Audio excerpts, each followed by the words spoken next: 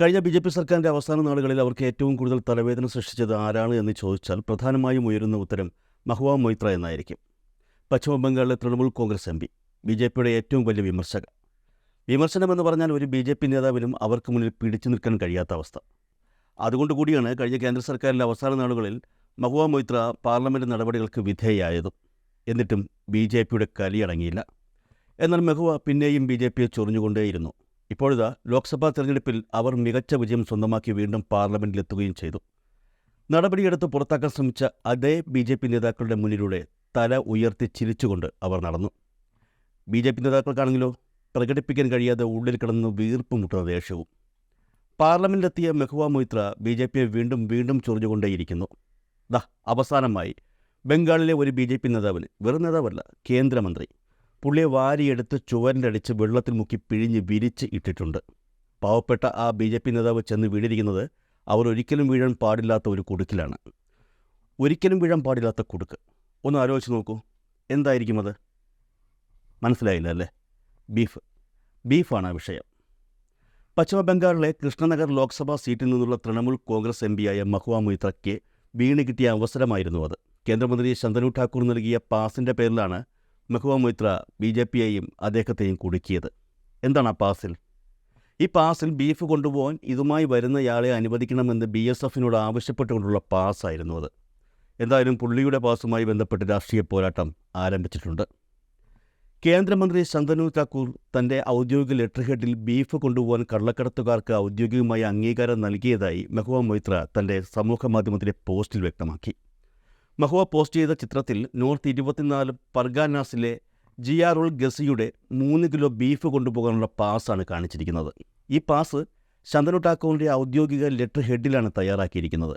മഹുവ ഈ പോസ്റ്റിൽ ആഭ്യന്തരമന്ത്രിയെ ടാഗ് ചെയ്തിട്ടുണ്ട്. പോരെ പൂരം. ഇതോടെ ബംഗാളിൽ രാഷ്ട്രീയ ചൂടിളകി. ബി.ജെ.പിക്ക് പിടിച്ചു നിൽക്കാൻ കഴിയാത്ത അവസ്ഥയായി. ഇതോടെ ഈ പറഞ്ഞ കേന്ദ്രമന്ത്രി ശന്തനു ഠാക്കൂർ പതുക്കെ പുറത്തു വന്നു. ഇതുമായി ബന്ധപ്പെട്ട് വിളിച്ചു ചേർത്ത വാർത്താ സമ്മേളനത്തിൽ വിശദീകരണം നൽകുകയും ചെയ്തു. ഈ വിശദീകരണത്തിൽ പുള്ളിക്കാരൻ സമ്മതിച്ചു ഈ പാസ് നൽകിയത് താനാണെന്ന്. വെറും പാസ്സല്ല, ബീഫ് കൊണ്ടുപോകാനുള്ള പാസ്.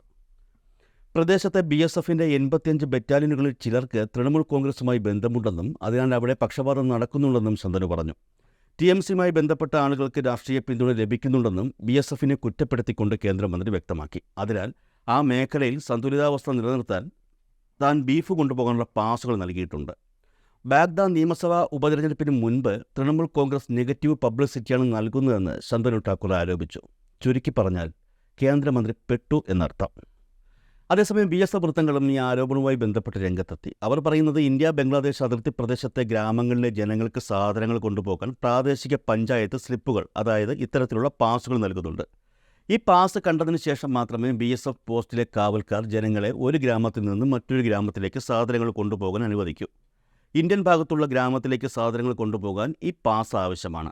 അതേസമയം ഈ പാസ് വഴി ഒരു കാരണവശാലും ചരക്കുകൾ ബംഗ്ലാദേശിലേക്ക് കൊണ്ടുപോകാൻ കഴിയില്ലെന്നും BSF വൃത്തങ്ങൾ പറയുന്നു.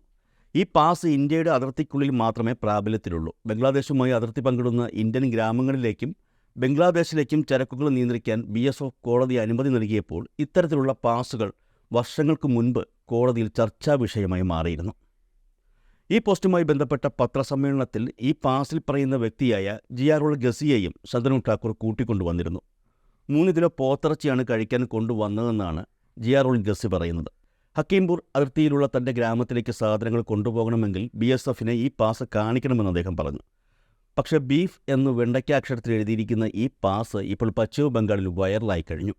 ഉടനെ തന്നെ പതുക്കെ കേന്ദ്രത്തിലേക്ക് കാര്യങ്ങളെത്തും. കാരണം മഹുവ മൊയ്ത്ര അങ്ങനെ വിടില്ല, പ്രത്യേകിച്ചും BJPക്കോ BJP നേതാവിനോ എതിരെയുള്ള സംഭവമാകുമ്പോൾ. ഇതിനിടെ ഒരു കാര്യം കൂടി പറഞ്ഞോട്ടെ, ഈ ശന്തനു ഠാക്കൂർ ഒരു മണ്ടനാണെന്ന് തോന്നുന്നു. പിടിക്കപ്പെട്ട സമയത്ത് തന്നെ ഉള്ളിക്കറി വയ്ക്കാനുള്ള സവാളയ്ക്ക് ഞങ്ങളുടെ നാട്ടിൽ പറയുന്ന പേരാണ് ബീഫ് എന്ന് പറഞ്ഞിരുന്നെങ്കിൽ ഈ പ്രശ്നങ്ങളൊന്നും ഉണ്ടാകുമായിരുന്നില്ല.